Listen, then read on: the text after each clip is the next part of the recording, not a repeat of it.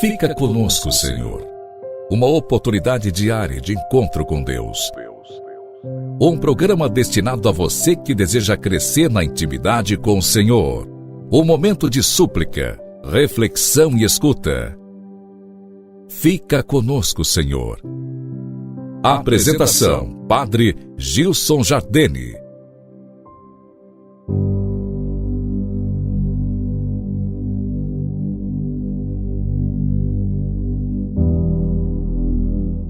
Louvado seja nosso Senhor Jesus Cristo, para sempre seja louvado. Acolho você, querido irmão, nessa terça-feira, dia 27 de setembro de 2022. Hoje a igreja celebra a memória de São Vicente de Paulo. São Vicente de Paulo, que é conhecido como o santo da caridade. A caridade foi a grande virtude desse homem de Deus, sacerdote e pároco, muito simples, dedicado à evangelização, tornou-se apóstolo da caridade entre os pobres, os humildes e sofredores. Fundou a congregação dos padres da missão, lazaristas, e junto com Santa Luísa de Marilac, as Filhas da Caridade. São Vicente de Paulo viveu entre os anos de 1581 e 1660. Saúdo hoje de maneira especial a todos os vicentinos que nas suas conferências se reúnem, meditam, rezam e se dedicam à prática da caridade. Que Deus abençoe a todos pela intercessão de São Vicente de Paulo. Hoje quero prosseguir contigo nessa reflexão acerca do Novo Testamento, em cada parte, que nós temos refletido ao longo desse mês de setembro, em que a Igreja nos pede pensar o lugar da Sagrada Escritura na nossa vida, no nosso dia a dia, no nosso contexto de igreja. Hoje quero refletir sobre as cartas de São Paulo.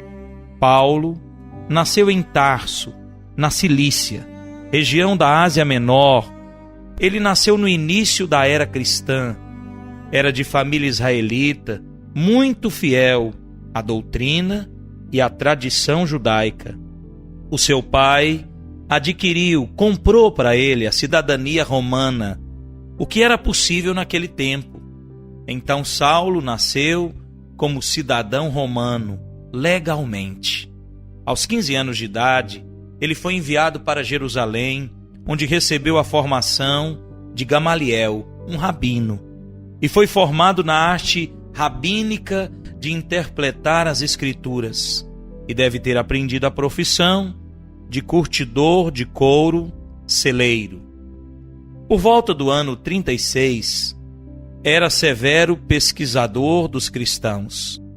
Por volta do ano 36, nós encontramos São Paulo como severo perseguidor dos cristãos.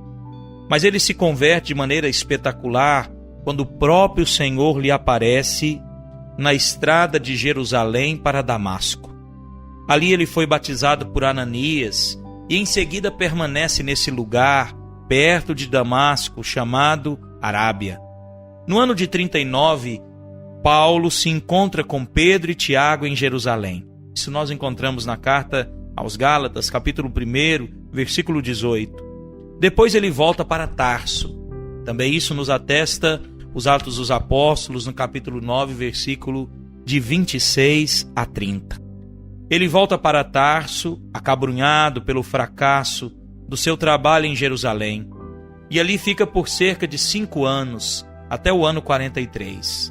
Nessa época, Barnabé, que era seu primo e que era discípulo em Antioquia, importante comunidade cristã fundada por São Pedro, o leva para lá. Em 44, Paulo e Barnabé são encarregados da comunidade de Antioquia para levar ajuda financeira aos irmãos pobres de Jerusalém. No ano 45, por inspiração do Espírito Santo, Paulo e São Marcos, evangelista, foram enviados a pregar aos gentios. Isso nós encontramos nos Atos dos Apóstolos, versículo de 1 a 3, no capítulo 13. A primeira viagem de Paulo durou cerca de 3 anos, percorrendo a ilha de Chipre e parte da Ásia Menor. No ano de 49, Paulo e Barnabé vão a Jerusalém para o primeiro concílio da igreja, para resolver a questão da circuncisão que surgiu em Antioquia. A segunda viagem foi de 50 a 53, durante a qual Paulo escreveu em Corinto as 2 cartas aos Tessalonicenses. São as primeiras cartas de Paulo. Na sua terceira viagem, de 53 a 58, ele escreveu as grandes epístolas. São elas: Gálatas, 1 Coríntios, em Éfeso, 2 Coríntios, em Filipos, e aos Romanos, em Corinto. No final dessa viagem, Paulo foi preso por ação dos judeus e foi entregue ao tribuno romano Cláudio Licias, que o entregou ao procurador romano Félix em Cesareia. Aí Paulo ficou preso 2 anos, até o ano de 60, onde apelou para ser julgado em Roma. Tinha direito a isso por ser cidadão romano. Partiu então de Cesareia no ano 60 e chegou a Roma em 61, após sério naufrágio perto da ilha de Malta. Em Roma, permaneceu em prisão domiciliar até o ano de 63. Nesse período, ele escreveu as chamadas Cartas do Cativeiro: Carta a Filemon, Colossenses, Filipenses e Efésios. Depois desse período, Paulo deve ter sido liberado e ido até a Espanha, os confins do mundo. Nós encontramos isso em Romanos 15, 24. Como era seu desejo. Em seguida deve ter voltado da Espanha para o Oriente, quando escreveu as cartas pastorais a Tito e a Timóteo, por volta dos anos 64 a 66. Foi novamente preso no ano 66 no Oriente e enviado a Roma, sendo morto em 67 na perseguição de Nero contra os cristãos. Desde o ano 64 durava essa perseguição. São Paulo foi um dos homens mais importantes do cristianismo e deixou para nós, compondo a Sagrada Escritura, 13 cartas. 13 cartas que nós recebemos de Paulo. A carta aos Tessalonicenses, a carta aos Gálatas, as cartas aos Coríntios, aos Romanos, as epístolas do cativeiro, como disse, a carta a Filemon, a Filipenses, a Colossenses, a carta aos Efésios, as suas cartas pastorais, dedicadas a Timóteo e a Tito, a carta aos Hebreus. E assim nós encontramos nessa vasta produção de São Paulo alguém que se deixou guiar pela vontade de Deus, pelas mãos de Deus. Alguém que produz quando está livre e mesmo quando está na prisão, no cativeiro. Alguém que produz no meio das alegrias, mas também no meio das enfermidades. Alguém que vai escrever para nós: aprendi a viver na abundância e na penúria.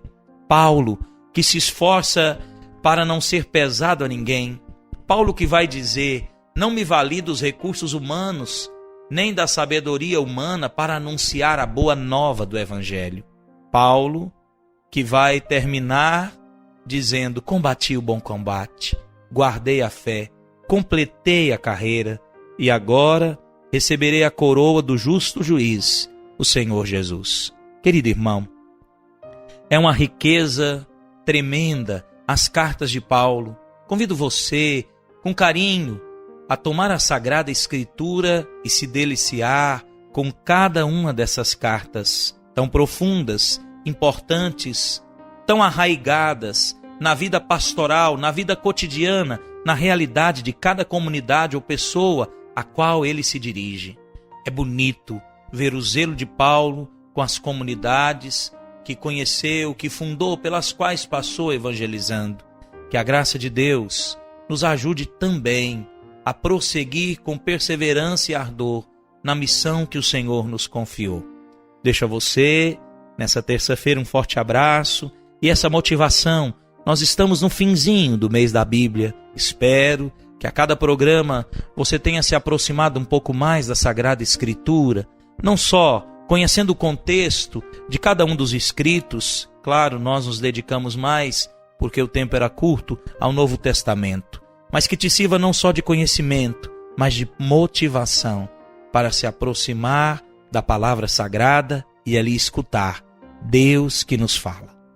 O Senhor te abençoe e te guarde, Ele volva para ti o seu olhar e te dê a paz. Em nome do Pai, do Filho e do Espírito Santo. Amém.